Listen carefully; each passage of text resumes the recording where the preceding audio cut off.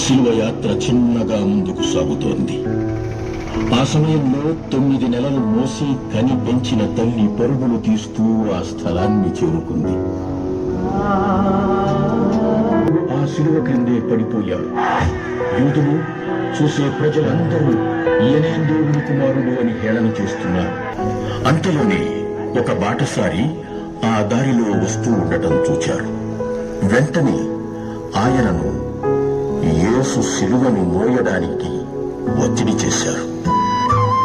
అయినటువంటి వెరోనికమ్మ యేసు ప్రభుని ముఖమును చూచి జాలిపడి ధైర్యంతో సైనికుల మధ్య ఆయనకు ఒక వస్త్రమును అందజేయుట. యేసు జెరూసలేం నగర వీధులన్నీ దద్దరిల్లిపోయాయి. ఎప్పుడూ విననటువంటి ఈ అరుపులు, కేకలు, కేరింతలు విని ఆ నగరంలోని స్త్రీలందరూ ఊరి బయటికి వచ్చారు. ఎంతో సుపరిచితమైనటువంటి ఒక ముఖం.